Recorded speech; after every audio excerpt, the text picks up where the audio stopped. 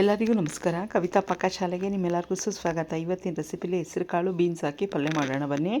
ಏನೇನು ಬೇಕು ನೋಡ್ಕೊಳ್ಳೋಣ. ನೋಡಿ, ಇಲ್ಲಿ ಹೆಸರುಕಾಳು ಬೀನ್ಸ್ ತೊಗೊಂಡಿದ್ದೀನಿ ನಾನು. ಇದು ಸುಮಾರು ಒಂದು 4 ಜನ ತಿನ್ಬೋದು. ಸ್ವಲ್ಪ ಹೆಸರುಕಾಳು 100 ಗ್ರಾಮ್ಗಿಂತ ಕಮ್ಮಿ ಇದೆ. ಇದು ಒಂದು ವಿಸಿಲ್ ಬರೋಕ್ಕೆ ಮುಂಚೆನೇ ಆಫ್ ಮಾಡ್ಕೊಂಬಿಡೋಣ ನಾವು. ಒಂದೇ ಒಂದು ವಿಸಿಲು ಬೇಡ, ವಿಸಿಲ್ ಬರೋಕ್ಕೆ ಮುಂಚೆ ಆಫ್ ಮಾಡ್ಕೊಳ್ಳೋಣ. ನೋಡಿ, ಒಂದು ಕಡಾಯಿ ಇಟ್ಟಿದ್ದೀನಿ. ಕಡಾಯಿಗೆ 2 ಟೇಬಲ್ ಸ್ಪೂನ್ ಎಣ್ಣೆ ಹಾಕ್ಕೊಳ್ಳೋಣ. ಎಣ್ಣೆ ಬಿಸಿ ಆಗಲಿ. ಸಾಸಿವೆ ಜೀರಿಗೆ ಹಾಕ್ಕೊಂಡು ಸಿಡಿಸ್ಕೊಳ್ಳೋಣ. ಚೆನ್ನಾಗಿರುತ್ತೆ ಈ ಪಲ್ಯ ಮಾತ್ರ. ಒಮ್ಮೆ ನೀವೆಲ್ಲ ಟ್ರೈ ಮಾಡಿ ನೋಡಿ. ಮದುವೆ ಮನೆಯಲ್ಲೆಲ್ಲ ಯಾವ ಥರ ಮಾಡ್ತಾರೋ ಅದೇ ಥರ ಇರುತ್ತೆ ಈ ಪಲ್ಯ. ನೋಡಿ, ಬೀನ್ಸು ಸಣ್ಣದಾಗಿ ಕಟ್ ಮಾಡಿ ಇಟ್ಕೊಂಡಿದ್ದೀನಿ ನಾನು. ಕಡಲೆಬೇಳೆ, ಉದ್ದಿನಬೇಳೆ 1 ಟೇಬಲ್ ಸ್ಪೂನು, ಜೀರಿಗೆ, ಸಾಸಿವೆ ಹಾಕ್ಕೊಂಡು ಚೆನ್ನಾಗಿ ಗೋಲ್ಡನ್ ಬ್ರೌನ್ ಬರೋವರೆಗೂ ಫ್ರೈ ಮಾಡ್ಕೊಳ್ಳೋಣ. ಕರಿಬೇವಿನ ಸೊಪ್ಪು ಹಾಕ್ಕೊಂಡಿದ್ದೀನಿ.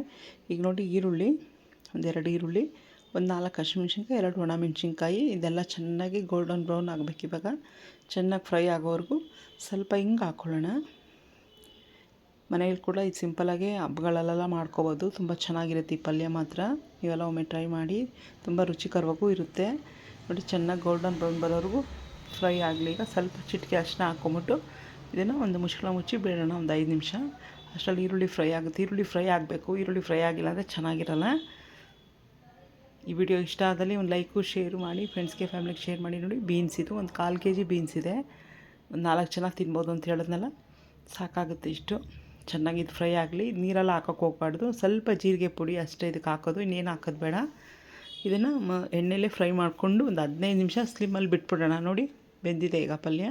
ಹೆಸರು ಕಾಳು ನೋಡಿ ಈ ಥರನೇ ಬೇಯಬೇಕು. ತುಂಬ ಬೇಯಿಸೋಕೆ ಹೋಗಬೇಡಿ. ಹಿಂಗೆ ಇಸುಕಿದ್ರೆ 2 ಹೋಳು ಆಗಬೇಕು. ಜಾಸ್ತಿ ಒಂದು ವಿಸಿಲ್ ಬರೋಕ್ಕೆ ಮುಂಚೆ ಆಫ್ ಮಾಡಿಬಿಡ್ಬೇಕು. ನಾನು ಹೆಸರು ಕಾಳಿಗೆ ಉಪ್ಪಾಗಿ ಬೇಯಿಸ್ಕೊಂಡಿದ್ದೀನಿ. ಬೀನ್ಸ್ಗೂ ಸ್ವಲ್ಪ ಹಾಕಿದ್ದೀನಿ. ನೋಡಿ, ಹಸಿ ತೆಂಗಿನಕಾಯಿ ತುರಿ, ಕೊತ್ತಂಬರಿ ಹಾಕ್ಬಿಟ್ಟು ಬಿಸಿ ಬಿಸಿ ಬೀನ್ಸ್ ಹೆಸರು ಕಾಳು ಪಲ್ಯ ರೆಡಿ. ನೀವೆಲ್ಲ ಒಮ್ಮೆ ಟ್ರೈ ಮಾಡಿ ಹೆಂಗೆ ಬಂತು ಅಂತ ಹೇಳಿ. ಮತ್ತೊಂದು ವಿಡಿಯೋದಲ್ಲಿ ಮತ್ತೆ ಸಿಗೋಣ. ತುಂಬ ಚೆನ್ನಾಗಿತ್ತು. ಒಮ್ಮೆ ಟ್ರೈ ಮಾಡಿ.